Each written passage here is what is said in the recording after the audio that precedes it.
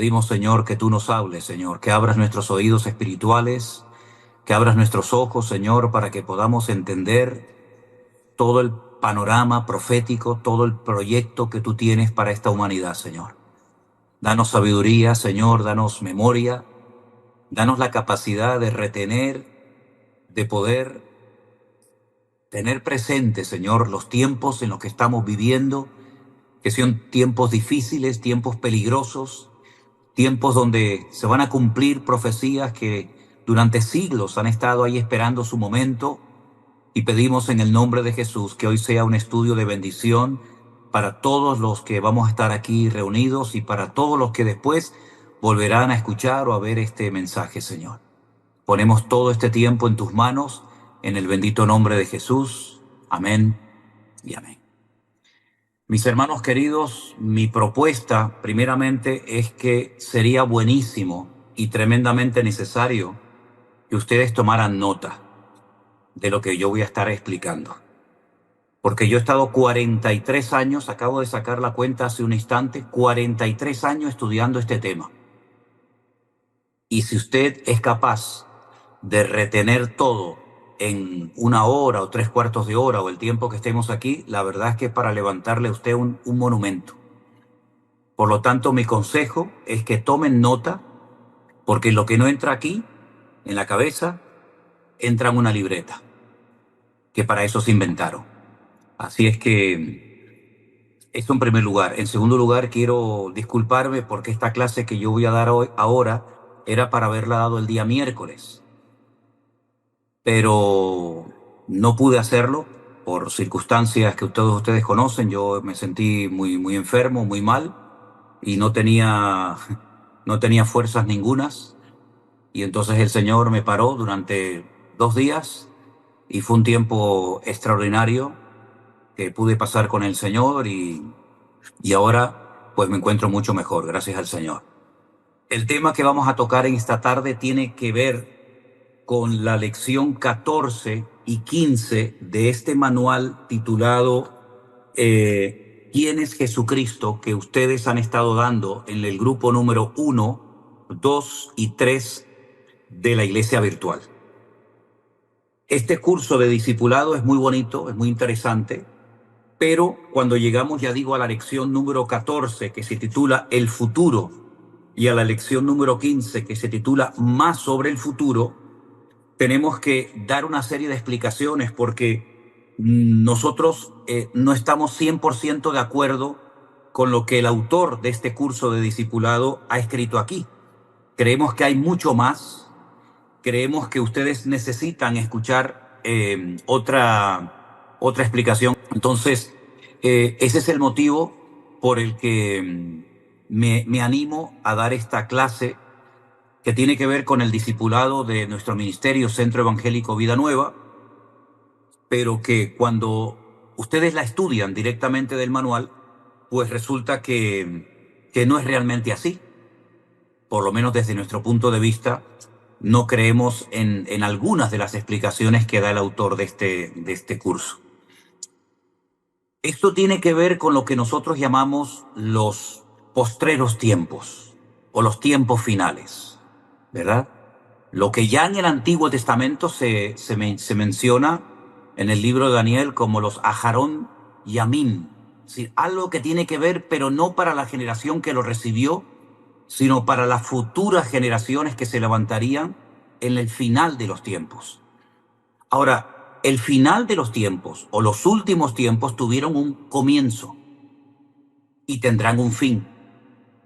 Por lo tanto, es muy importante saber cuándo comenzaron los últimos tiempos y cuándo terminarán. Para saber cuándo comenzaron los últimos tiempos, tenemos que ir un momentito, y tomen nota de esta cita, a Hechos capítulo 2, al versículo 14, que nos dice la palabra del Señor lo siguiente. Hechos capítulo 2 nos habla acerca de una visitación especial del Espíritu Santo en una fiesta llamada la fiesta de Pentecostés, o bíblicamente Shavuot.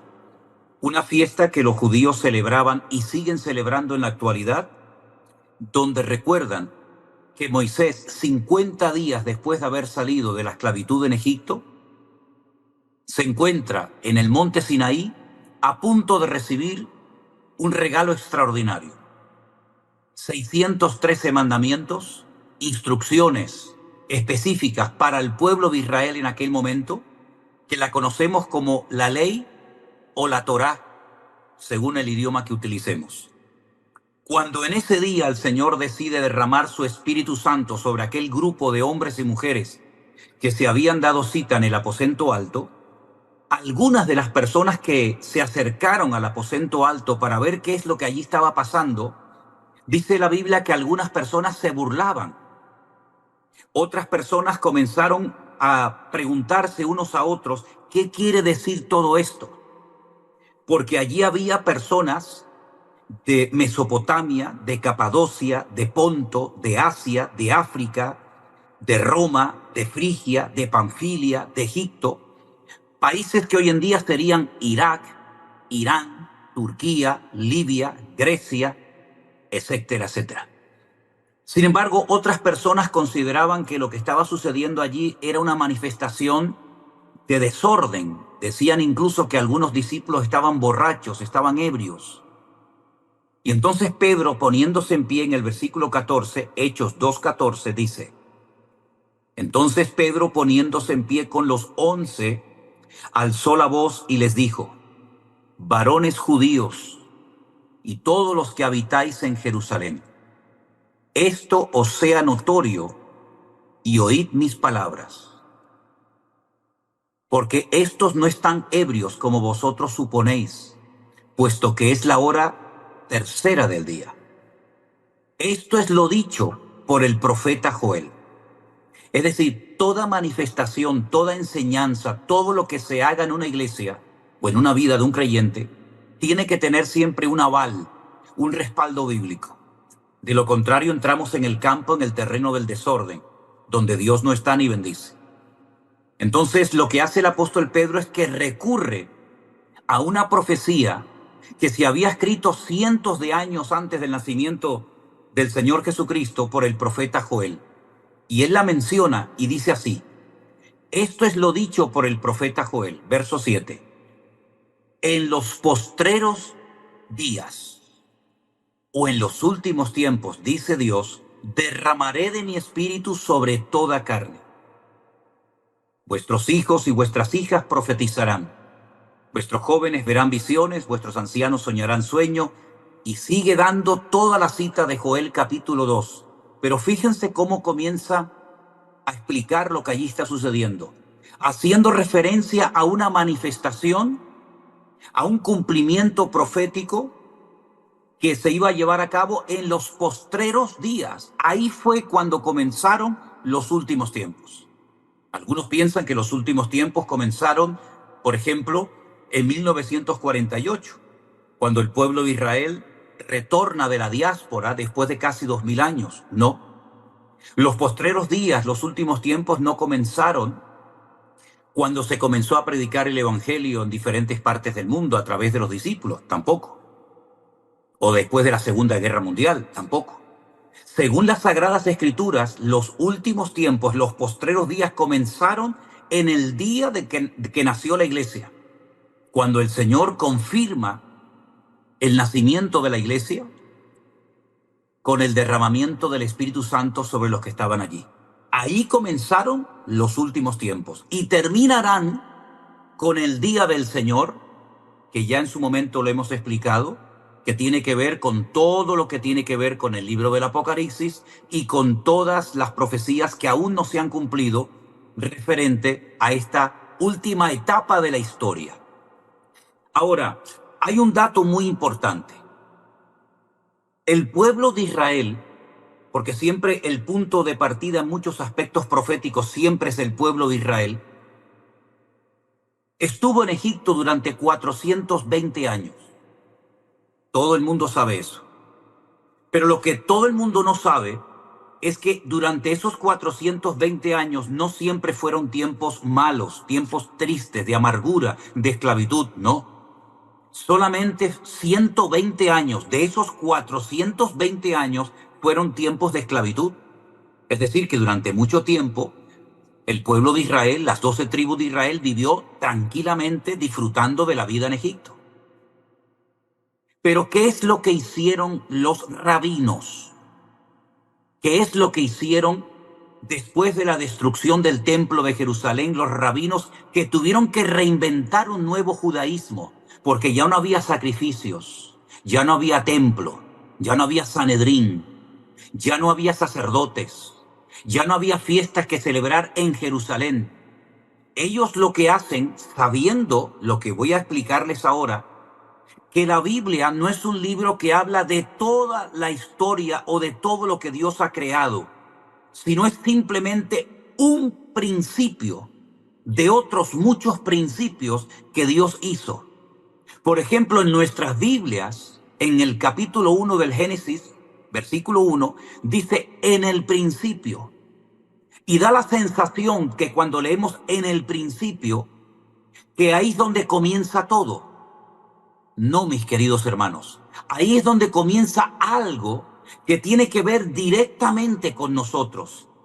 Pero realmente lo que dice ahí, o lo que debería de haberse traducido es en un principio, porque hubieron otros principios que no se relatan en ese momento, sino en otras partes de la Biblia, y otros principios que no se relatan en ninguna parte de la Biblia. Por lo tanto, lo que el Señor va a hacer es establecer un patrón para que a lo largo de la historia su pueblo y todos los que decidan incorporarse a su pueblo o a su reino o a su gobierno o ponerse bajo su cobertura, sepan cómo Dios va a actuar y cuánto tiempo va a actuar en el planeta Tierra. La Biblia es la historia del planeta Tierra y de la relación de Dios con los habitantes de este planeta. La Biblia no entra en lo que Dios ha hecho o quiere hacer en otras galaxias o en otros planetas, ni mucho menos. Repito, la Biblia es un libro que habla acerca de la relación de Dios con el hombre en la tierra, no con la relación de Dios con los ángeles en la eternidad o previa a la creación. Por consiguiente, lo que él hace es en periodos de 6 días, descansando el séptimo, mostrarle al hombre que su obra queda finalizada con 6 días. Ahora, el Salmo 90, por primera vez, escrito por Moisés, nos da un dato tremendamente importante acerca de lo que Dios considera un día. Dios considera un día, una etapa, un periodo de 1000 años. Él dice que para el Señor un día es como 1000 años y 1000 años como un día.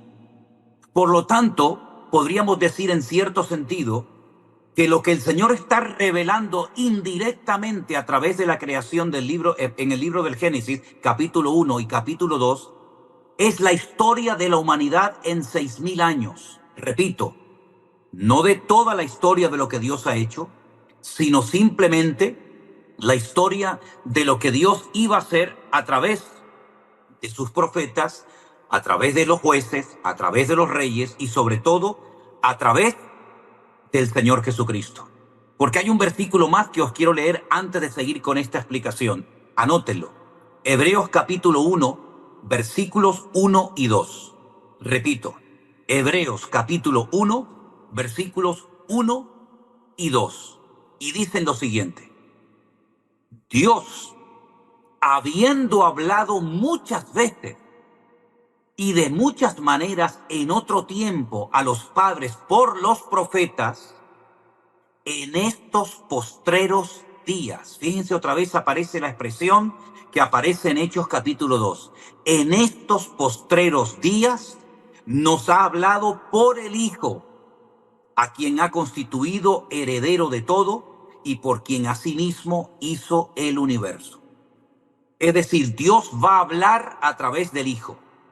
Y va a ser la última vez y la forma más importante y directa a través de la cual Dios va a establecer un patrón que nos va a permitir a nosotros, como pueblo de Dios, como conocedores del plan profético de Dios, ver el desarrollo a lo largo de la historia de cómo Dios va a culminar finalmente entronando a su Hijo, gobernando sobre todas las naciones de la tierra y llenándolo de gloria y de honra por la eternidad, para que todos reconozcan que Él es, junto con el Padre, el co-creador del universo y de todo lo que existe, y para que todos terminen dándole toda la honra y toda la gloria al que Él ha escogido, al que Él señaló desde la eternidad y que volvió a recordar el día del bautismo diciendo: este es mi Hijo amado, en el cual tengo toda complacencia, en el cual deposito toda mi confianza, la deposito en Él. ¿Qué fue lo que hicieron los rabinos? Desde el momento de la creación, o mejor dicho, desde el momento de la creación de Adán y de Eva, comienza la cuenta atrás. Y ellos dicen que en este momento estamos en el año 5795. Pero eso no es correcto, porque ellos lo que hicieron fue quitarle 120 años al calendario bíblico. Sí, hermanos, intencionadamente. Le quitaron 120 años al calendario bíblico, de tal manera que ellos saben perfectamente que el verdadero año en el que estamos ahora es en el 5995. ¿Por qué le quitaron 120 años al calendario bíblico? Porque Dios no se rige por ningún otro calendario más que por el bíblico, no por el gregoriano, ni por el calendario chino, ni por el calendario azteca, sino por el calendario de la Biblia, que estaríamos en este momento en el 5995, para que no comenzaran especulaciones en cuanto al retorno inminente del Mesías. Porque la Biblia nos enseña que en 6 días finaliza su obra y al séptimo día, que son 1000 años, vendría el reposo de la tierra, que se conoce como el milenio o el Shabbat, donde Cristo viene a reinar sobre todas las naciones de la tierra desde la ciudad de Jerusalén. Por lo tanto, estamos en la recta final de los tiempos. Nosotros tenemos que partir de la base de que las características, las condiciones que se van a dar en estos próximos años delante de nuestras narices van a ser, número uno, la multiplicación de la maldad. Pero la multiplicación de la maldad de tal envergadura que va a producir algo que la maldad pocas veces ha producido en la iglesia.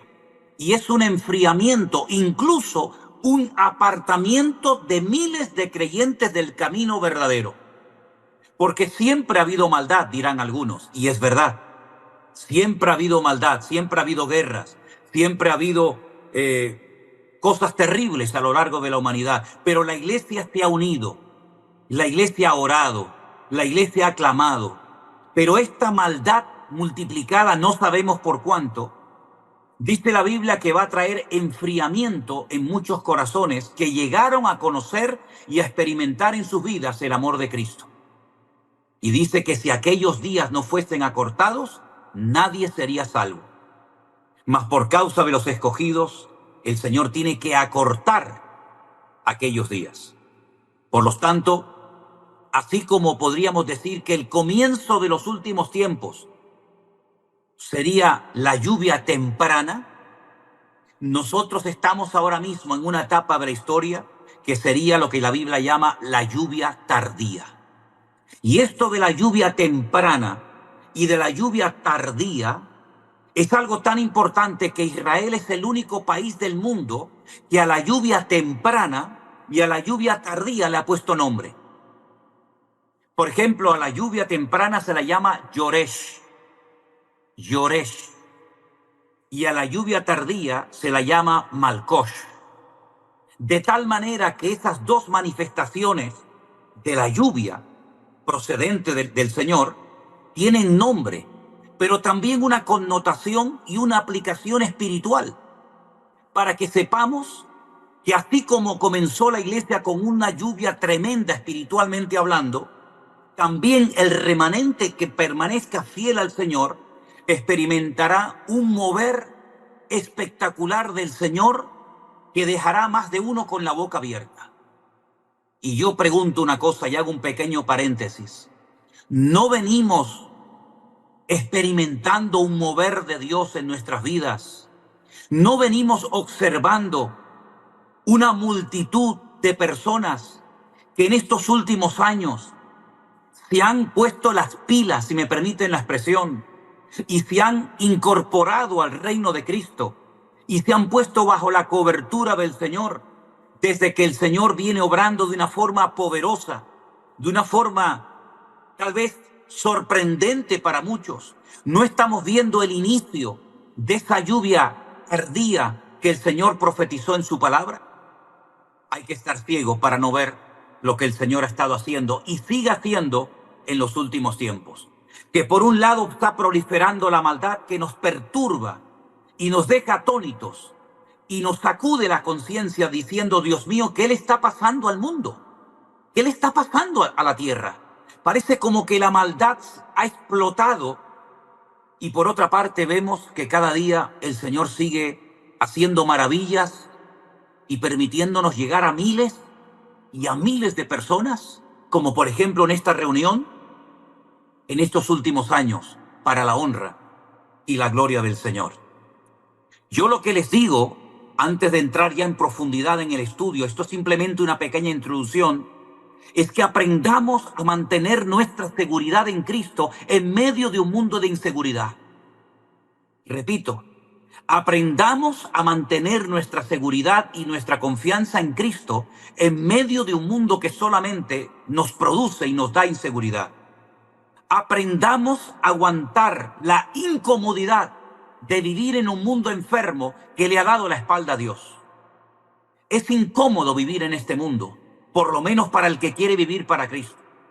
Se nos hace muy pesado vivir en un mundo que no ama a Dios, que no respeta su palabra y sus valores. Pero aguantemos la incomodidad temporal para poder disfrutar de la eternidad en la presencia del Señor. Y que nada ni nadie nos desvíe de nuestra meta y de nuestros objetivos y de nuestros principios que el Señor nos ha dado y que hasta el día de hoy nos han mantenido en victoria. Ahora bien, como el diablo no para, porque dicho sea de paso, él sabe que le queda poco tiempo, porque él se mueve en un plano, en una dimensión espiritual, y él discierne las cosas a veces lamentablemente más rápido que muchos creyentes y que muchas congregaciones. Él entonces lo que hace es levantar cantidad de ministros suyos por todas partes de la tierra. Pero esto también nos tiene que, entre comillas, despertar la conciencia, porque el Salmo 92 dice que cuando proliferan los impíos como la hierba y florecen todos los que hacen iniquidad, es para ser destruidos eternamente y para siempre. En otras palabras, prolifera la maldad, proliferan los malos, los hijos del diablo y los instrumentos del enemigo, pero por otra parte nos damos cuenta de que el Señor está sacando a la luz cosas que han estado durante años dormidas, ocultas, pero que el Señor está tomando el control absoluto, porque nunca lo ha perdido, demostrándole a la iglesia y a todos y a cada uno de nosotros que los tiempos se acortan. Ahora bien, viene un tiempo de relativa calma, que es lo que antecede a un gran huracán. El tiempo de relativa calma hace que la gente baje la guardia. Cuando ya parece que los enemigos están derrotados y que todo vuelve a lo que llaman algunos la normalidad, es cuando el enemigo aprovecha que bajamos la guardia para volver a atacarnos con mayor ferocidad. Por eso no nos dejemos engañar por estas victorias temporales que va obteniendo el pueblo de Israel, por ejemplo, porque llegará el momento que esta victoria temporal o esta calma efímera y pasajera se convertirá en una auténtica tortura. Ahora bien, hay algo que es fundamental y sería buenísimo que literalmente ustedes lo anotaran como yo se lo voy a decir ahora mismo. Y es lo siguiente: hay que recordar lo que ya ha sido interpretado en la Biblia. Repito, hay que recordar lo que ya ha sido interpretado en la Biblia, porque siempre, salvo alguna excepción, siempre significa lo mismo en cualquier libro al que vayas a estudiar. Quiero repetir esta frase porque de esto depende la comprensión de las Sagradas Escrituras en estos aspectos tan fundamentales como los que vamos a tratar en esta noche. Tienes que recordar lo que la Biblia ya ha interpretado, porque salvo raras excepciones, siempre significa lo mismo, vayas al libro que vayas, sea Antiguo Testamento, sea Nuevo Testamento o lo que sea. Y voy a ponerles un pequeño ejemplo y seguimos avanzando. Apocalipsis capítulo 17, versículo 15. Y quédense con esta explicación porque te va a venir muy bien para poder entender el capítulo que hoy vamos a estudiar. La explicación se encuentra en Apocalipsis capítulo 17, el versículo 15. Presten atención a este texto. Dice así la palabra del Señor. Y ya hago propaganda de la tacita de vida nueva.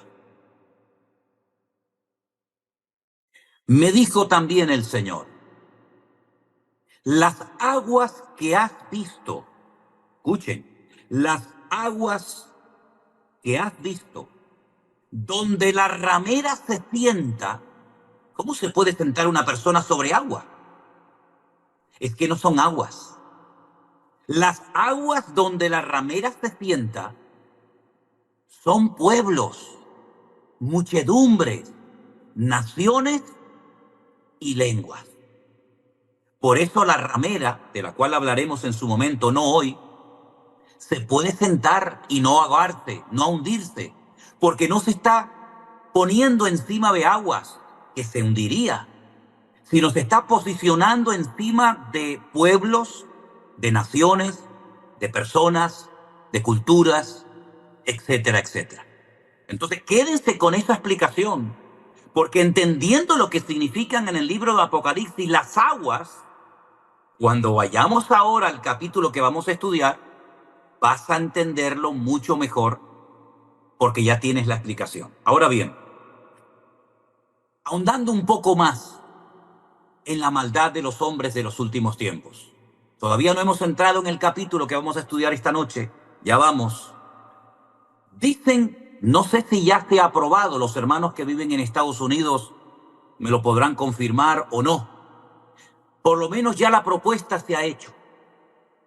Dicen que en California quieren proponer una ley donde la gente en estas próximas elecciones pueda ir a votar sin necesidad de identificarse, sin necesidad de decir, este es mi ID, mi documento de identidad, y por lo tanto yo soy fulanito de tal y puedo votar. Si esta ley se aprueba,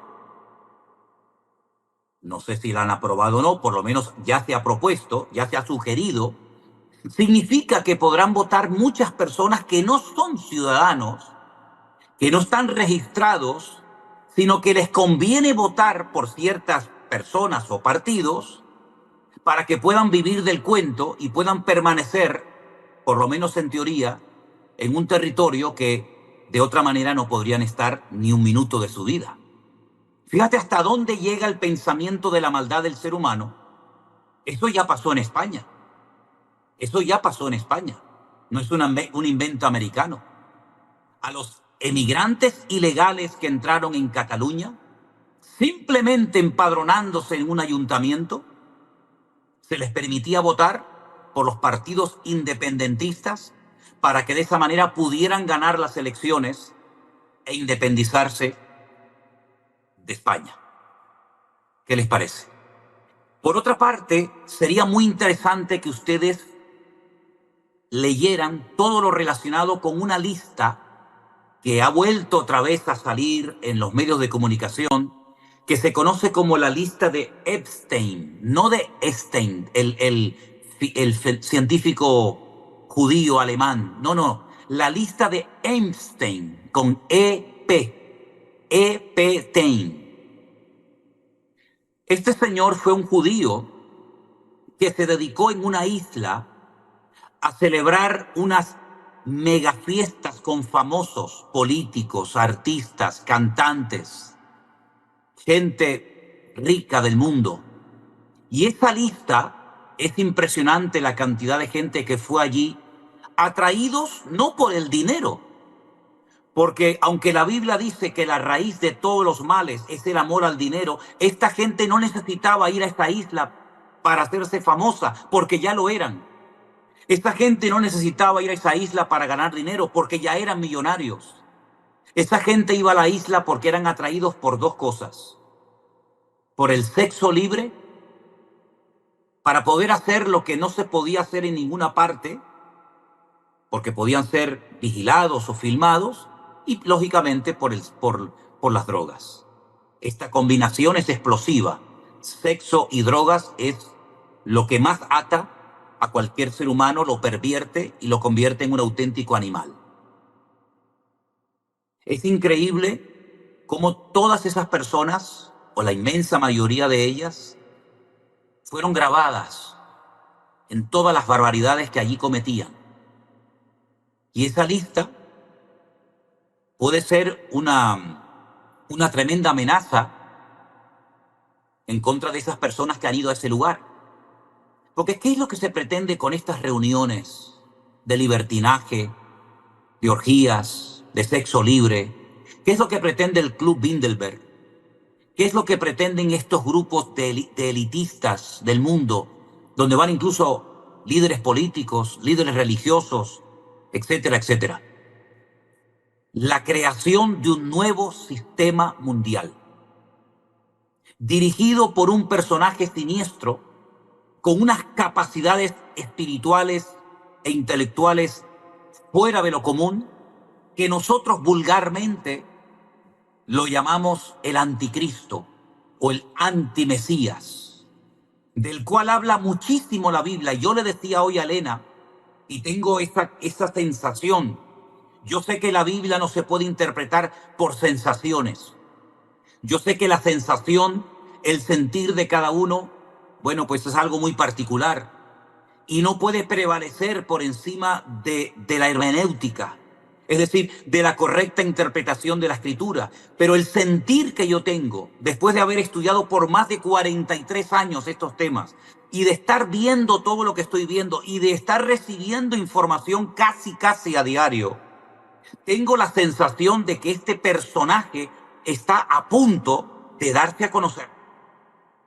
Porque el mundo está entrando en una agonía sin precedentes. El mundo está en una situación tan difícil que no hay partido, no hay político, no hay nadie que en este momento sea capaz de poner orden, paz y seguridad en las naciones de la tierra. Si miramos a Medio Oriente, aquello es un polvorín. Y eso que todavía Israel no ha atacado a Irán, cosa que va a suceder en breve. Eso que todavía las elecciones del mes de noviembre no se han llevado a cabo en Estados Unidos. Que gane quien gane, puede haber bastantes problemas. Miramos a Centroamérica, miramos a Sudamérica, miramos a África, miramos a Europa y nos damos cuenta de que el mundo ha perdido el control, ha perdido el norte. Y se necesita, humanamente hablando, urgentemente, de una cabeza pensante. Da igual si es de derechas, de izquierda, hombre, mujer, rico, pobre, ateo, creyente, musulmán o de la religión que sea o de ninguna, que por fin ponga orden y sepa lo que hay que hacer en el mundo, en la economía, en la política, en la educación, en la justicia, etcétera, etcétera. De ese personaje vamos a hablar en esta tarde y después le voy a compartir una noticia fresca. Una noticia que a más de uno le va a dejar con la boca abierta. Porque mientras buscamos en la Biblia, en Apocalipsis capítulo 13, por favor, mientras van buscando ese capítulo en esta tarde, quiero decirles que Israel tiene, permítame la opinión personal, un gran defecto o una gran virtud. Y es que cuando empieza una guerra, no hay quien lo pare. Cuando empiezan, es muy difícil pararlos. Tardan mucho en reaccionar. A veces, desde mi punto de vista, más de la cuenta. Más de la cuenta. Tenían que haber hecho ciertas y determinadas cosas mucho tiempo atrás. Todo el mundo lo sabe. Incluso ellos mismos. Pero cuando arranca, cuando se despierta Israel, no hay quien lo pare. Hemos visto que de la Franja de Gaza han sido capaces de estar destruyendo una potencia militar que es un grupo terrorista llamado Hezbollah, financiado por Irán. Estamos viendo cómo están atacando a los hutíes en Yemen. Está a punto de declararle la guerra también a Irán, y les puedo asegurar que va a ser un ataque terrorífico. Es decir, Israel no ha hecho más que comenzar, porque detrás de todo esto ustedes tienen que saber qué es lo que se pretende alcanzar. No solamente, entre comillas, la paz, no solamente derrotar a los enemigos, sino que esta es una repetición de un hecho histórico que cuando yo se los cuente ahora se van a quedar muchos de ustedes probablemente muy sorprendidos. Vamos a Apocalipsis capítulo 13. Presten atención a este capítulo porque es un capítulo fundamental y vamos a ir leyéndolo muy despacio para ir reflexionando en torno a algunas expresiones y palabras que aquí encontramos. Apocalipsis capítulo 13, versículo 1. Me paré sobre la arena del mar y vi subir del mar una bestia que tenía 7 cabezas, 10 cuernos y en sus cuernos 10 diademas, y sobre sus cabezas un nombre blasfemo. ¿Se acuerdan cuando leímos Apocalipsis 17:15? ¿Qué les dije a ustedes que son las aguas? Las aguas son pueblos, muchedumbres, naciones y lenguas. Esa interpretación la da la Biblia y es el patrón que nos va a servir para poder interpretar parte de este versículo.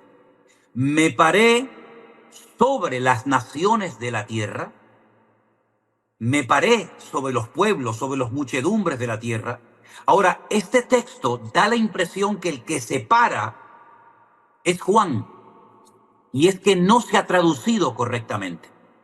Yo sé que los venezolanos, cuando le quieren decir a una persona que se pongan de pie, utilizan una mala expresión y le dicen párete, párese. Y cuando tú le dices a un niño en Venezuela párese, el niño se pone de pie. ¿No es así, Vanessa? Sin embargo, cuando usted le dice a una persona en España párese, se queda quieto. Y es que pararse no es levantarse. Pararse es quedarse quieto. Y lo que dice el texto es que esta bestia se paró. No es que se levantó. No es Juan el que se está parando. Es la bestia la que se detiene, la que se pone quieta, la que se para sobre la arena del mar. En otras palabras, él sabe que tiene que hacer una serie de cosas, pero hay un momento en que se detiene. Hay un momento en el que se para, no avanza. Se para sobre la arena del mar para que la veamos, para que la contemplemos. Porque si se levanta y sale corriendo, no vamos a percatarnos de muchos detalles. Pero en esta ocasión es como que se detiene el play. Saben que estamos viendo una película, ¡pam! Usted le da pausa y entonces se queda la imagen fija. Ahora se ha parado la imagen, hermanos. Ahora el tráiler se ha quedado en pausa. Y entonces observe los detalles tremendamente significativos de este personaje. Se detiene la bestia sobre las naciones de la tierra, porque sube de entre las naciones de la tierra, y resulta que observamos que tiene 7 cabezas. Por supuesto es algo metafórico, pero hay que saber lo que significa esto. Tiene 10 cuernos y fíjese dónde lleva los adornos. En, en los cuernos. Y sobre una de sus cabezas tiene un nombre blasfemo. Si usted es observador, y yo sé que aquí hay hoy muchas mujeres, y las mujeres generalmente, hay excepciones, son muy observadoras, yo les voy a pedir a ustedes que hagan un pequeño esfuerzo ahora, como esos juegos que hay, saben que hay como dos dibujos y dice, encuentra las 10 diferencias. ¿Lo habéis visto? Ahora encuentren las diferencias entre el 12.3 y el 13.1. Repito, encuentren las diferencias entre lo que dice el capítulo 12, verso 3 y lo que dice el capítulo 13, verso 1. Porque el capítulo 12, verso 3 dice, se apareció otra señal en el cielo que era un gran dragón, escarlata, que tenía 7 cabezas y 10 cuernos, y en sus cabezas 7 diademas. Primera diferencia, el color. El color escarlata no aparece en la bestia de Apocalipsis 13.1. ¿Se dan cuenta, hermanas? Ese color no aparece. Otra cosa que tiene igual, el dragón. El dragón es el diablo, la serpiente antigua, Satanás. Otra similitud que tiene Satanás con esta bestia es que tiene igual 7 cabezas. Y también otra similitud es que tiene 10 cuernos. Pero mi pregunta es, ¿el dragón dónde tiene los adornos? ¿En las cabezas o en los cuernos? Dice que en sus cabezas tiene 7 diademas. En las cabezas. Pero si usted vuelve a leer Apocalipsis 13.1, dice que es verdad, tiene 7 cabezas, tiene 10 cuernos, pero resulta que tiene 10 diademas, no 7, 10 diademas, 10 premios, 10 reconocimientos, no a las cabezas, perdón, no a las cabezas, sino a los cuernos. Las cabezas son imperios, anote eso, hermana, anote eso, mi querido hermano. Las cabezas son imperios, los cuernos son naciones. Anótelo. Los 7 imperios que a lo largo de la historia tuvieron que ver con la historia, con el desarrollo, con la formación, con los ataques que ha recibido el pueblo de Israel. Uno de ellos, Asiria, Egipto, Babilonia, los medos persas, los griegos, los romanos y, por supuesto, también el anticristo. Esos son los imperios que han tenido que ver a lo largo de la historia con la historia del pueblo de Israel. Usted me dirá, bueno, ¿y el imperio maya, el azteca, el inca? ¿No figuran en la Biblia? Los chinos, no, tampoco. Son 7 imperios que han pasado a la historia, pero queda el último, la famosa bestia, con 10 cuernos, que son naciones que de una manera especial van a apoyar al surgimiento, al levantamiento de este personaje siniestro, que aquí Juan lo llama la bestia. En otro capítulo, en otro pasaje lo llama el anticristo. Pablo lo llama, por ejemplo, el inicuo, el hombre de pecado, el hijo de perdición. En Daniel se le llama el cuerno pequeño. Estamos hablando de la misma figura, estamos hablando de la misma persona, pero con diferentes nombres. Ahora, miremos las características que va a tener este personaje político que aparecerá, que se manifestará al mundo en los últimos tiempos. Tomemos nota de los datos que se nos da, se vuelve a poner la pausa en la historia para que observemos a quién se parece. Versículo 2.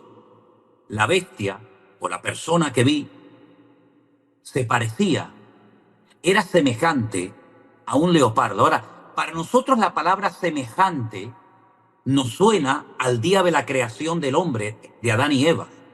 Porque dice la Biblia que el hombre, aunque no era un pequeño diosecito, no era un dios en miniatura, era lo más semejante al Creador. No en aspecto físico, sino en aspecto espiritual. El hombre fue creado a imagen y semejanza de su Creador. El anticristo se parece a un leopardo, ahora vamos a definir eso. Pero sus pies, que es lo que nos mueve de un lugar a otro, dice la Biblia, benditos o cuán hermosos son los pies de los que anuncian el Evangelio, ¿verdad? Porque los pies es lo que nos traslada de un lugar a otro. Son como de oso.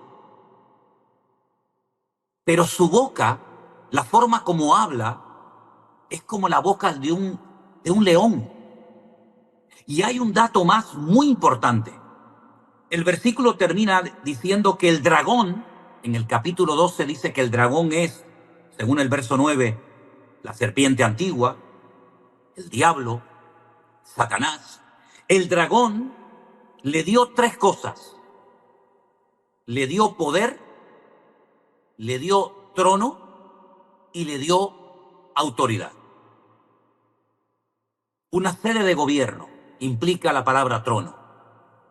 Le dio poder, poder militar, poder político, poder espiritual, y le dio autoridad. En estos dos versículos tenemos una información tremendamente interesante y amplia de cómo va a ser el personaje que se va a presentar. Ahora, para poder entender el versículo 2, donde aparecen varios animales, como por ejemplo el leopardo, el oso y el león, ustedes tienen que leer sí o sí el capítulo 7 del libro del profeta Daniel. Léanlo, por favor. Porque el mismo capítulo 7 dice de quién se trata el leopardo, el oso y el león. Aunque no están en el Apocalipsis en orden, pero en el libro de Daniel capítulo 7, Daniel vio a una serie de animales que representan a pueblos, representan a países, representan a imperios. Y por ejemplo, usted tiene que anotar ahora, que está tomando nota en esta clase de escatología, que el leopardo es Grecia. Grecia. La única diferencia es que en Daniel capítulo 7 el leopardo aparece con 4 cabezas y aquí simplemente se menciona leopardo. Pero sabemos que el leopardo representa al estilo de vida de los griegos. Ahora hablaremos un poco de ellos. El oso representa en el Antiguo Testamento, ¿y qué le dije yo al principio? Que lo que la Biblia interpreta, salvo raras excepciones, significa lo mismo en cualquier otra parte de la Biblia donde usted vaya a leer. El libro de Daniel capítulo 7 dice que el oso es medo-persa. Es decir, los kurdos y los persas, o como se les conoce hoy en día, los iraníes. Los kurdos, un pueblo que en la actualidad no tiene tierra, pero que pelea por tener un territorio, que han sido muy castigados a lo largo de la historia, y los persas, que odian a Israel y que le han jurado su destrucción, y que ya han atacado a Israel. Precisamente atacaron a Israel, fíjense qué significativo, el mismo día que los judíos se rebelaron en el gueto de Varsovia, en la Segunda Guerra Mundial. El mismo día, en el mes de abril de este año. Y el león, que solamente aparece aquí como el león, pero que en el Antiguo Testamento, en el capítulo 7 de Daniel, aparece con alas por la rapidez con la que se movía, con la que atacaba, representa al imperio de los babilónicos. Entonces tenemos que este personaje llamado el anticristo, o aquí la bestia, se va a parecer a un leopardo, a un griego, que le daba una importancia tremenda al aspecto físico, a la intelectualidad, a la filosofía, al deporte, al hedonismo, a todo lo que tiene que ver con aparentar y figurar. Al mismo tiempo va a tener la boca de un persa que parece que habla muy sutil, muy suavemente, pero que te cautiva la forma de hablar, pero por dentro es tremendamente peligroso. Y al mismo tiempo va a actuar como un babilónico, con la soberbia y la arrogancia de un babilónico. Es decir, tendrán apariencia de piedad, pero negarán la eficacia de la misma. Es una mezcla de cultura griega, de cultura persa, de cultura babilónica, tres imperios que tuvieron que ver muchísimo con la historia del pueblo de Israel. Ahora, lo curioso de esto es que, por ejemplo, los griegos, escuchen bien esto es muy importante y para mí creo que muy interesante, los griegos no destruyeron el templo de Jerusalén, no lo destruyeron, lo reconvirtieron en un centro de deporte, en un auténtico spa, en un gimnasio, y lo decoraron al mismo tiempo con sus dioses, con sus divinidades, con Júpiter, etcétera, etcétera. Por el contrario, los babilónicos sí destruyeron el templo de Jerusalén y se llevaron cautivos a Babilonia una gran masa de judíos que se salvaron de la destrucción de Jerusalén. Y es curioso ver también cómo los persas finalmente fueron los que financiaron la reconstrucción del segundo templo de Jerusalén. Por una parte los atacan y después por otra parte financian a través de Ciro, que era un persa, la reconstrucción del segundo templo de Jerusalén. Es decir, tenemos ante nosotros a un personaje siniestro cuya personalidad nos está definiendo claramente la Biblia por nombres de animales que, sabiendo qué animales representan, podemos saber en todo momento cómo se va a comportar este personaje en los últimos tiempos. Ahora, hagamos una pausa antes de avanzar. En los tiempos del rey David, cuando él sube al trono y está primeramente unos años, 7 en Hebrón y 33 en Jerusalén, aunque el sueño de David era la reconstrucción del templo de Jerusalén, el Señor lo utilizó para vencer, conquistar y dominar y convertir en tributarios a todos los enemigos que rodeaban al pueblo de Israel. Llámense filisteos, llámense amalecitas o llámense como quieran. David fue el hombre que conquistó más territorio que cualquier otro rey de la antigüedad. No conquistó todo el territorio que se le había prometido a Josué, desde el desierto hasta el gran río Éufrates, pero repito, fue el rey que más territorio conquistó durante su reinado de casi 40 años. Cuando todos los enemigos de alrededor estaban conquistados, dominados, subyugados, entonces se levantó su hijo Salomón, que en tiempo de paz pudo dedicar prácticamente muchos años de su vida a construir el primer templo de Jerusalén. Como la Biblia dice que lo que será es lo mismo que fue, el pueblo de Israel en este momento está en la misma situación de la época del rey David. Por eso los judíos dicen que vendrán dos Mesías. ¿A qué no había oído nunca eso muchos de ustedes? No uno, dos Mesías. David ben Yosef, uno que es hijo de David y uno que es hijo de Yosef. Un Mesías que viene a conquistar a los enemigos y otro Mesías que viene a reconstruir el reino, a implantar la monarquía y a reconstruir el templo. ¿Qué le parece? David, Ben Yosef y Ben David. Muchas gracias, Marisol, gracias. Ben David y Ben Yosef. El hijo de David y el hijo de José. David sin Salomón es como una barca que rema con un solo remo. Salomón, sin el trabajo extraordinario que llevó a cabo su padre, repito, sería como una barca que rema sobre un solo remo. David necesitó a Salomón, Salomón necesitó de David. Si David no logra vencer y derrotar y convertir en tributarios a todos los enemigos del pueblo de Israel, Salomón nunca hubiera podido reconstruir el templo. Construir el templo, no reconstruir, construir el templo por primera vez. Es decir, que ambos se necesitaban. Es interesante notar que este presidente que está en este momento, este primer ministro que está en este momento en Israel, se ha tomado muy en serio derrotar, subyugar a Hamás, a Hezbollah o a quien se le ponga por delante. Pero ese es el objetivo final de Israel, dominar a todos los enemigos y nada más.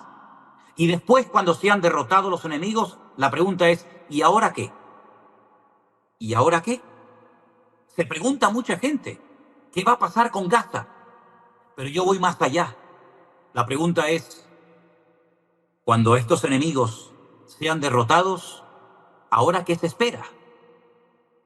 El cumplimiento del sueño dorado de Israel, por el cual han estado rogando y suplicando en los últimos 2000 años, construir el templo de Jerusalén.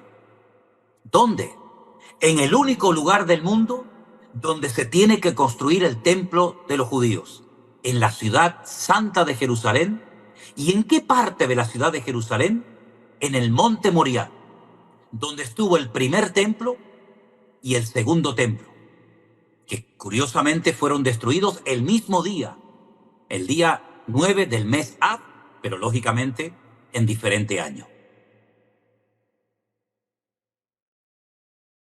¿Se acuerdan ustedes cuando yo una vez viajé a Israel y al volver conté la experiencia que tuve con una persona que se me acercó y comenzó a decirme cosas y a preguntarme cosas y a preguntarme referente a Apocalipsis capítulo 12, que fue el estudio que di hace unos días en Bruselas, explicando quién es la mujer, quién es el niño que nace, quién es el resto de la descendencia de ella, los que guardan los mandamientos de Dios y tienen el testimonio de Jesucristo? ¿Se acuerdan?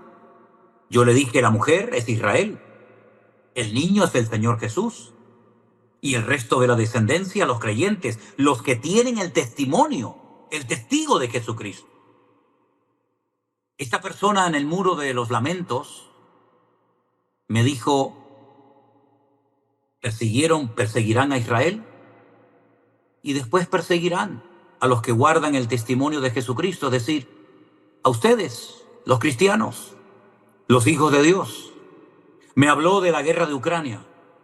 Empezarán por Ucrania y luego probablemente se atreverán a atacar a algún país europeo.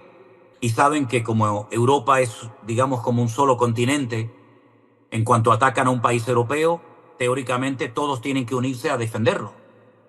Ya se ha hablado de la posibilidad de atacar Noruega, ya se ha hablado de la posibilidad de atacar Polonia, en fin, solamente Dios lo sabe. La cuestión está en que esta persona se ha vuelto a poner en contacto conmigo y hemos tenido larguísimas conversaciones. Él es un ortodoxo judío. Él es el típico judío con su talit, con su kipá, con sus tirabuzones, etcétera, etcétera. Y me comentó hace unos días algo y lo digo porque me dijo, cuéntalo, porque según sus palabras, no las mías, según sus palabras, a ti te van a escuchar más que a mí. Y tú tienes la posibilidad de hablar a miles de personas, que yo no tengo esa posibilidad. Así que creo que el Señor te ha escogido para esta hora. Así que habla y no calles. Y por eso me atrevo a decirlo. Él es un judío ortodoxo creyente en Yeshua, creyente en el Señor Jesucristo como nosotros. 100% exactamente igual que nosotros. Cree en la segunda venida del Señor, lee el Nuevo Testamento, ha nacido de nuevo. No hay ninguna diferencia, salvo que es de raza judía, nada más.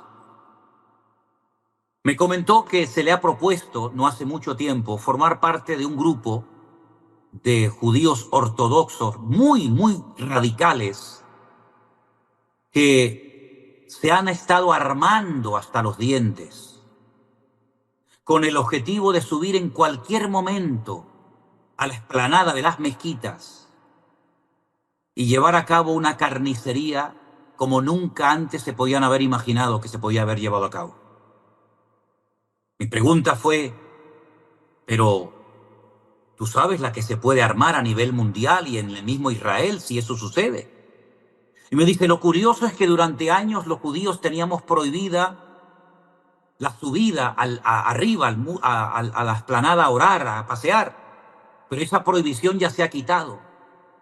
Ahora podemos subir, lógicamente corremos peligro, pero podemos subir. Y entonces lo que se les ha ocurrido a estos judíos ultraortodoxos es que han llegado a la conclusión de que a lo largo de la historia el pueblo de Israel construyó altares de sacrificio antes de tener el templo de Jerusalén en Jerusalén. Es decir, que no hace falta tener un templo para primeramente tener un altar del sacrificio. Entonces han hecho un altar portátil, un altar portátil. Se han preparado más de 1.500 coanim o sacerdotes en escuelas rabínicas alrededor de la ciudad de Jerusalén y en otras ciudades para subir en cualquier momento con la excusa de presentar sacrificios. Pero claro, él me decía, tú sabes perfectamente que ese lugar, por todo lo que ahí ha sucedido y se está haciendo, está contaminado. Entonces hace falta hacer el sacrificio de lo que en hebreo se conoce como la pará adumá, el sacrificio de la vaca roja, que es nada más que sacrificar sobre el altar una vaca que tiene todos los pelos de su cuerpo de color rojo, no hay ninguno blanco, ninguno negro, ninguno de otro color, para que esa vaca, digamos, perfecta, sea sacrificada, sea quemada por entero sobre el altar y con las cenizas de esa vaca se rocíe sobre aquel lugar y se purifique de esa manera ese lugar que según ellos ha quedado contaminado. Y me dice, ya hay 3, no una ni 2, 3 de esas vacas en Jerusalén preparadas para ese momento. Están más de 1.000 sacerdotes preparados. Está el altar portátil preparado. Están las 3 vacas preparadas. Solamente tienen que subir y producirse algo que jamás en la historia ha pasado y apropiarse de ese lugar con el objetivo de volver a reconstruir el templo de Jerusalén. Pero para ello hace falta un David, un hombre valiente, un hombre que no le haga caso a nada ni a nadie, que no lo pare nada, ni las amenazas de Europa, ni las amenazas de Biden, ni de nadie, y que sea capaz de enfrentarse con quien sea, de tal manera que pueda debilitar a los enemigos para que puedan subir y reconstruir el templo en poco tiempo, que por cierto ya está todo preparado y dispuesto para llevarlo a cabo en cualquier momento. Están dispuestos a que corran ríos de sangre. Están dispuestos a pagar el precio que sea necesario, porque saben que los tiempos se acortan. Y aunque han mentido manipulando el calendario en 120 años menos, saben que según el relato bíblico quedan 5 años para el transcurrir del desarrollo profético de Dios, según las profecías que ellos han recibido y aprendido de sus antepasados del Antiguo Testamento. Es decir, estamos en un momento de la historia tan trascendental que muchos creyentes no son conscientes de que queda poco tiempo para que lo que hemos leído y predicado durante, yo personalmente, 43 años de mi vida, que se dice pronto, veamos cómo por fin comienzan a cumplirse cosas que eran un sueño, que eran algo impensable, pero que hoy en día son totalmente posibles. Ahora bien, hay un detalle más, y es el siguiente. Si me acompañan un momentito, por favor, a Apocalipsis capítulo 9. Ahora vamos a hacer un pequeño alto. En Apocalipsis capítulo 9, por favor, hay una, vamos a decir así, una participación del mundo espiritual muy interesante, y es la siguiente. Apocalipsis capítulo 9, versículo 13, la palabra del Señor nos dice lo siguiente. El sexto ángel, no el séptimo, ¿saben que hay 7 trompetas? No, no, no. El sexto ángel tocó la trompeta y oí una voz de entre los 4 cuernos del altar de oro que estaba delante de Dios, diciendo al sexto ángel que tenía la trompeta, desata a los 4 ángeles que están atados junto al gran río Éufrates. Y fueron desatados los 4 ángeles que estaban preparados para, escuche, hora, día, mes y año, a fin de matar a la tercera parte de los hombres. Y el número de los ejércitos de los jinetes era 200 millones. Y yo oí su número. Hay 4 demonios que desde los tiempos de Noé están atados. Sí, Apocalipsis capítulo 9, versículos del 13 al 15.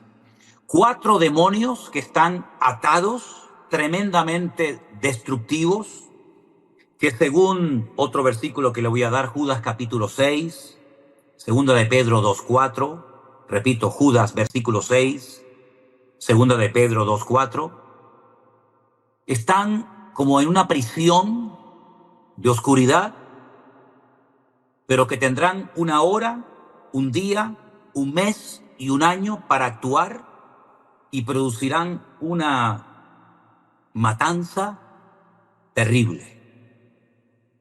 Es decir, lo que nosotros estamos a punto de ver, si es que el Señor nos permite llegar hasta ahí, nunca nadie jamás en la historia lo ha visto. Nunca nadie lo ha visto. En sueños y en visiones sí, pero tal y como probablemente lo lleguemos a ver nosotros, no lo ha visto absolutamente nadie. ¿Por qué nos hemos animado hoy a tener esta clase con todos ustedes? Porque se ha enseñado durante mucho tiempo que cuando las cosas se pusieran muy feas, muy duras, muy difíciles, la iglesia, los cristianos, los hijos de Dios, no íbamos a estar en el planeta Tierra, sino que el Señor nos iba a llevar a lo que se conoce como las bodas del Cordero, la fiesta de la novia con el amado, con el Señor Jesús. Mientras tanto la tierra se despedazaba y finalmente nosotros vendríamos. Pero sin embargo ustedes saben perfectamente que el apóstol Pablo, por revelación del Espíritu Santo, dijo que es a la final trompeta. Y hay 7, no 4 ni 5, sino 7 trompetas. Y él dice en 1 Corintios capítulo 15, aquí os digo un misterio, no todos dormiremos, pero todos seremos transformados en un momento y en un abrir y cerrar de ojos. Es como de gusano a mariposa. Todo cambiará a la final trompeta. A la final trompeta. Y hay 7 trompetas en el Apocalipsis, hermana. No una ni dos, hay 7. Y Pablo dice, a la final trompeta, cuando se toque ese último toque de trompeta, y el último toque de trompeta aparece en el libro del Apocalipsis, le digo exactamente dónde. Empiezan en el capítulo 8, ¿verdad? Y nos vamos adentrando en el libro del Apocalipsis y encontramos que las trompetas empiezan en el capítulo 8, versículo 6, saltamos al capítulo 9, ¿verdad? Seguimos por todo el capítulo 9, encontramos a los 2 testigos predicando en la ciudad de Jerusalén y llegamos al capítulo 11, versículo 15, donde oímos el séptimo toque de trompeta. Por consiguiente, a la final trompeta es cuando los muertos en Cristo resucitan y se produce lo que conocemos como el arrebatamiento o la traslación de la iglesia, y comienza ese periodo terrible donde el anticristo o la bestia se manifiesta con toda su ferocidad, donde el cordero se convierte en demonio y donde durante 3 años y medio él ejerce toda su autoridad hasta que finalmente, por el resplandor de la venida del Señor, él muere y es enterrado en la ciudad de Jerusalén, en el Monte de los Olivos.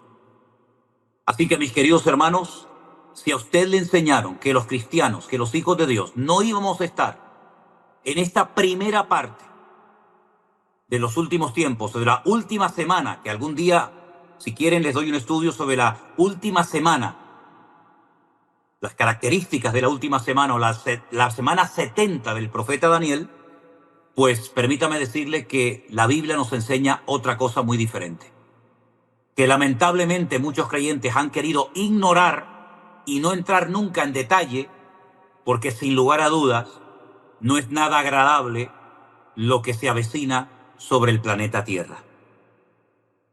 Este hermano que me hablaba desde Jerusalén me decía que ellos se están preparando, guardando alimentos, guardando grandes cantidades de agua,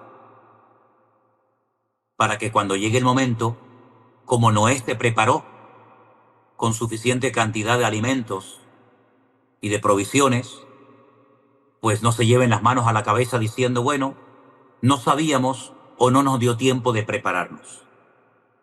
Noé fue el encargado de prepararse, él y su familia, para que cuando pasara por el diluvio no se muriera de hambre. Porque recuerden que estuvo un buen tiempo dentro del arca y durante ese tiempo había que beber, había que comer, él y los animales. Así que el arca no solamente era para salvarse del agua, sino para almacenar suficiente cantidad de alimentos para que cuando comenzara a llover con la intensidad con la que comenzó en los días del diluvio, estuvieran preparados y no se murieran ni de sed ni de hambre él y su familia. Por lo tanto, no sería nada imprudente, no sería nada incoherente que nosotros en un momento determinado pues comenzáramos a tomar ciertas y determinadas medidas y nos diéramos cuenta de que este mundo en una hora o en menos puede cambiar completamente. De hecho, por ejemplo, los hermanos en Estados Unidos saben perfectamente que un huracán le puede cambiar la vida a una persona en décimas de segundos. Y hace poco han vivido no uno, sino dos. Por lo tanto, mis queridos hermanos, todo esto que está sucediendo es un anticipo de lo que se avecina. Es como el otro día alguien me hizo una pregunta en Bélgica y la verdad es que le di públicamente gracias al Señor, porque yo, y lo digo para la gloria de Dios, y mi Dios lo sabe, en este momento Dios me dio sabiduría, porque le respondí a esta hermana de la siguiente manera. Hermana, cuando usted, por ejemplo, va a ver una película, por ejemplo, en Netflix, hay muchas películas que antes de usted verlas, hay lo que se llama un tráiler. Y usted pone un tráiler que dura unos minutitos y usted más o menos se hace una idea de la película que está a punto de ver o no. La Biblia nos da tráiler. Usted puede ver un poquito lo que va a pasar, lo que no va a pasar, quién va a morir, quién no va a morir, dónde será, cómo no será, quién atacará. Hay como un tráiler, un anticipo. Y hermano, lo que pasó el 7 de octubre en Israel es un tráiler. Uno de los que han muerto, líderes de Hamás, dijo que lo que pasó el 7 de octubre va a pasar 1.000.000 de veces más. Que no se arrepienten de nada, sino que eso es lo que le espera a todos los infieles. Por lo tanto, estamos viendo tráilers de una película de 7 años, o si lo prefiere, de 3 años y medio, terrible, pero estamos viendo anticipos de lo que le espera a la humanidad. Y mientras algunos están casándose y dándose en casamiento como en los días previos al diluvio, y no entendieron hasta que vino el diluvio y se los llevó a todos, así será como en los días de Noé. Personas que no son conscientes de la realidad espiritual que estamos viviendo. Porque cuando hay mucho conflicto, cuando hay mucho conflicto bélico, mucha guerra, es un reflejo de lo que está pasando en el mundo espiritual. Ustedes saben que yo he dicho muchas veces, y lo reitero, que lo natural es un simple reflejo de lo que está pasando en el mundo espiritual. Es decir, usted observa a cualquier punto de la tierra y lo que está pasando es un conflicto espiritual que se refleja en lo natural, como cuando usted pone su mano y se refleja su sombra.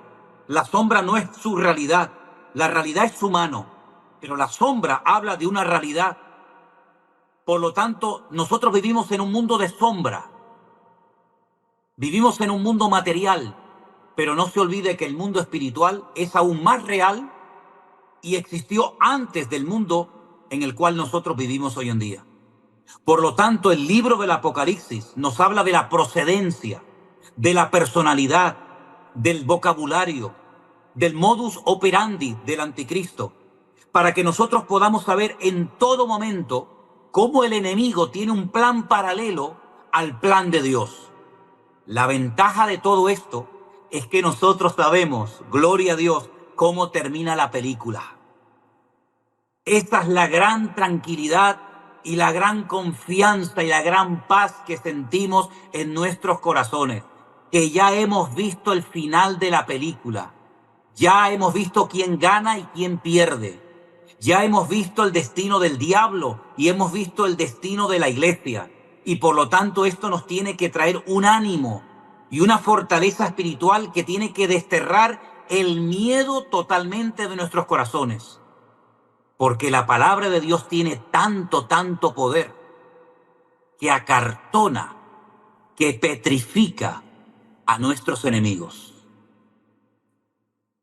Y podría contarles algunas experiencias, pero la palabra de Dios es tan poderosa que si en algún momento de la historia la iglesia ha necesitado refugiarse, sumergirse, meterse en la palabra, es ahora. Por eso, ¿qué es el sistema que están utilizando los 66 millones de musulmanes en Europa? Sembrar dudas en cuanto a textos de la Biblia que no están muy claros o que aparentemente presentan contradicción. Ellos no van directamente a hablarte del Corán. Ellos no van directamente a hablarte de Mahoma o del Islam. Ellos comienzan a decir, ¿sí? ¿Eres cristiano? ¿Y por qué la Biblia en Mateo dice una cosa y en Juan dice otra? ¿O en Daniel dice esto y en Apocalipsis dice otra? Ellos están dedicando cada año más dinero en preparar misioneros que cualquier otra religión del mundo. Porque ellos saben perfectamente lo que dice la Biblia, lo que dice el Corán, y por eso atacan con la duda, sembrando duda. El mismo sistema que Satanás le metió a Eva en el jardín del Edén cuando le dijo, no morirás, Dios te ha mentido, no es verdad lo que Dios te dijo. Le sembró la duda le entró la tentación y ya todos conocemos el resto de la historia. Hermanos queridos, tenemos que estar preparados, velad y orad para que estas cosas no nos sorprendan como ladrones en la noche. Padre, en el nombre de Jesús te damos gracias, Señor, por este tiempo, Señor, un tiempo marcado por ti, Dios mío. Oramos, Señor, que en este tiempo final haya un mayor derramamiento de tu Santo y Divino Espíritu y que el fuego de Dios arda en cada uno de nuestros corazones. Amén. Padre, te lo pedimos en el nombre de Jesús de Nazaret y te damos gracias, Señor, por este tiempo. A ti damos la gloria en el nombre de Jesús. Amén. Amén. Amén. Gloria a Dios.